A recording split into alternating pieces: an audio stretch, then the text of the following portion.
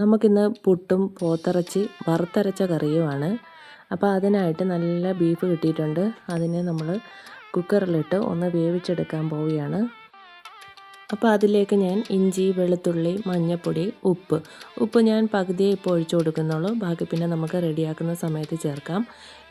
എല്ലാം നല്ലതുപോലെ ഒന്ന് മിക്സ് ചെയ്തെടുത്ത ശേഷം ഇതിലേക്കൊരു ചെറിയൊരു ഗ്ലാസ് വെള്ളം കൂടെ ഒഴിച്ചു കൊടുത്ത് നമുക്കൊരു 3-4 വിസിൽ ഇതൊന്ന് അടുപ്പിച്ചെടുക്കാം.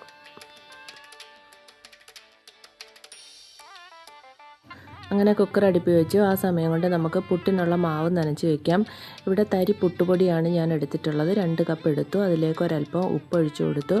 ഇപ്പം ഞാൻ സാധാ പച്ചവെള്ളം ഒഴിച്ചാണ് ഈ പുട്ടുപൊടി നനയ്ക്കുന്നത്. പുട്ടുപൊടിയുടെ മണ്ടയിൽ നല്ലതുപോലെ വെള്ളം ഒഴിച്ച് കുതിരാനായിട്ട് വെച്ചു. ഇത് ഇരിക്കും തോറും വെള്ളം വലിച്ചെടുക്കും. അപ്പോൾ അതിനനുസരിച്ച് പുട്ട് സോഫ്റ്റായിട്ട് കിട്ടും. വെള്ളം കൂടിപ്പോവാതെ നോക്കണം. ഇത് അടച്ച് മാറ്റി വയ്ക്കാം.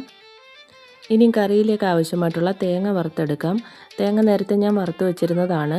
അപ്പോൾ ആവശ്യത്തിനുള്ള തേങ്ങ എടുത്തു. അതിലേക്ക് 2 സ്പൂൺ മുളക് പൊടി, 2 സ്പൂൺ മല്ലിപ്പൊടി, ഇത് ഇത്രയും ഇട്ട് കൊടുത്ത് നമുക്കിത് നല്ലതുപോലെ ഒന്ന് ചൂടാക്കി എടുക്കാം. ചൂടായാൽ മാത്രം മതി. അപ്പോൾ പൊടിയും ഒന്ന് മൂത്ത് കിട്ടും, തേങ്ങയും ഒന്നുകൂടെ ഒന്ന് ചൂടായി കിട്ടും. ചൂടായ ശേഷം ഇതിൽ നിന്ന് ഇത് കോരി മാറ്റാം. എന്നിട്ട് തണുത്ത ശേഷം നമുക്കിത് മിക്സിയിലിട്ട് നല്ലതുപോലെ അരച്ചെടുക്കാം. തണുത്ത ശേഷം നമുക്കിതൊരു മിക്സിയിലേക്ക് ഇട്ട് കൊടുത്ത് ഒരല്പം വെള്ളം ഒഴിച്ചു കൊടുത്ത് നല്ലതുപോലെ അങ്ങ് അരച്ചെടുക്കണം. നല്ലതുപോലെ ചൂടായി കിടക്കുന്ന ചീനിച്ചട്ടിയിലേക്ക് വെളിച്ചെണ്ണ ഒഴിച്ചു കൊടുക്കാം. എന്നിട്ട് ഇതിലേക്ക് ഒരല്പം പെരുംജീരകം ഇട്ട് കൊടുക്കാം. അത് നന്നായിട്ട് ചൂടായി വരുമ്പോഴത്തേനും നമുക്കിതിൽ തേങ്ങാക്കൊത്ത് ചേർത്ത് കൊടുക്കാം. ഇനി ഇതൊന്ന് വാട്ടിയെടുക്കാം. ഞാനിത് ഒത്തിരി ഒന്നും അങ്ങ് മൂപ്പിക്കുന്നൊന്നുമില്ല. ഇനി ഇതിലേക്ക് ഒരല്പം കരിയാപ്പില ചേർത്ത് കൊടുക്കാം.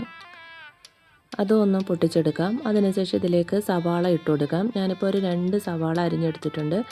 അതും കൂടെ ചേർത്ത് കൊടുക്കാം. അതൊന്ന് ഇളക്കിയെടുക്കാം.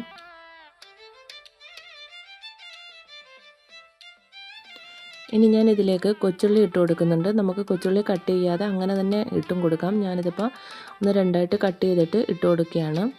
അപ്പോൾ ഇതും കൂടെ ചേർത്ത് ഇതെല്ലാം നല്ലതുപോലെ ഒന്ന് വഴറ്റിയെടുക്കാം. ഉള്ളിയെല്ലാം നല്ലതുപോലെ വാടി വന്നു. ഇനി നമുക്കിതിലേക്ക് ഒരു തക്കാളിപ്പഴവും പച്ചമുളകും കൂടെ ചേർത്ത് കൊടുത്ത് ഒന്നുകൂടെ ഒന്ന് വഴറ്റിയെടുക്കാം.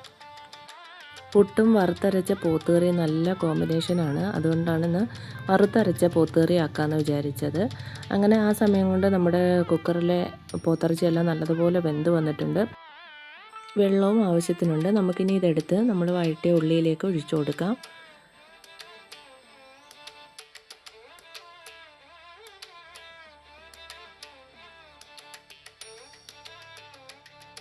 അപ്പോൾ നമ്മുടെ അരപ്പും കൂടെ ഇതിലേക്ക് ഇട്ട് കൊടുക്കുകയാണ്. തേങ്ങ വറുത്തരച്ചതാണിത്. എല്ലാം നല്ലതുപോലെ ഒന്ന് മിക്സ് ചെയ്തെടുക്കാം. ഇതിങ്ങനെ ഒന്ന് ഇച്ചിരി നേരം ഒന്ന് വഴറ്റിയെടുക്കാം.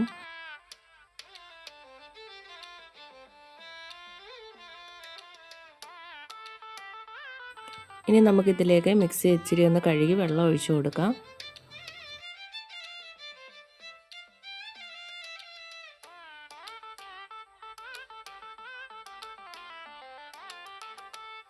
ഇനി ഇതിലേക്ക് ഗരം മസാല ഇട്ട് കൊടുക്കാം. ഒരല്പം മീറ്റ് മസാല ഇടാം. ഒരല്പം കുരുമുളക് പൊടിയും കൂടി ഇട്ട് കൊടുത്ത് നല്ലതുപോലെ മിക്സ് ചെയ്തെടുക്കാം. അതിനുശേഷം ഉപ്പ് നോക്കുക. ഉപ്പ് വേണമെങ്കിൽ ഉപ്പും കൂടി ചേർത്ത് കൊടുക്കാം.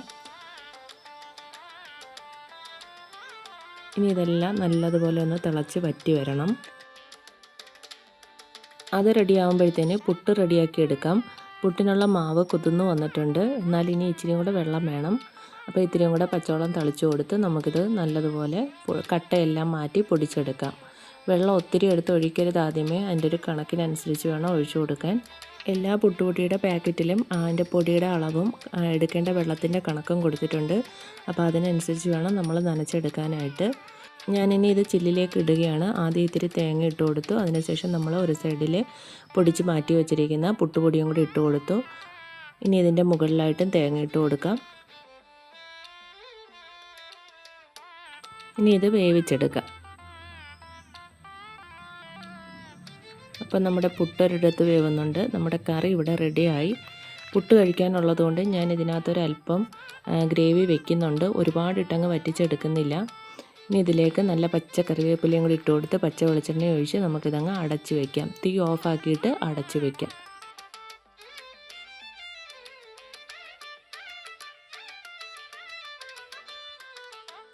അങ്ങനെ ആദ്യത്തെ കുറ്റി പുട്ട് വെന്തിട്ടുണ്ട്. അത് നമുക്ക് തട്ടിയിടാം.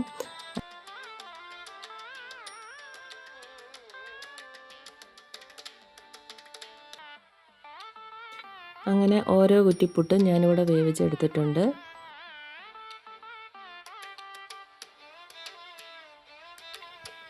അങ്ങനെ പുട്ടെല്ലാം റെഡിയായി. നമുക്കിനിയും കാപ്പി കഴിക്കാം. കറി അങ്ങനെ തന്നെ ഇരുന്ന് ഇത്തിരിയും കൂടെ ഒന്ന് വറ്റിയിട്ടുണ്ട്. അപ്പം നമ്മുടെ കറക്റ്റ് പരുവത്തിനുള്ള കറി റെഡി ആയിട്ടുണ്ട്. ഇത് നമുക്ക് നെച്ചോറിൻ്റെ കൂടെയൊക്കെ കഴിക്കാൻ നല്ലൊരു കറിയാണ്. അപ്പം നമുക്കിനി ഇത് പുട്ടിൻ്റെ കൂടെ കഴിക്കാം. അങ്ങനെ ഓരോരുത്തരായിട്ട് പുട്ട് കഴിക്കാനായിട്ട് വന്നിട്ടുണ്ട്.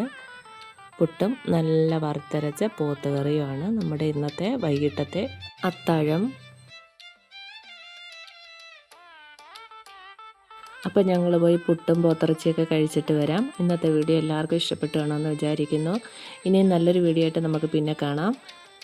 വീഡിയോ എല്ലാവർക്കും ഇഷ്ടമായെങ്കിൽ ഒന്ന് ലൈക്ക് ചെയ്യുക, സബ്സ്ക്രൈബ് ചെയ്യുക. താങ്ക്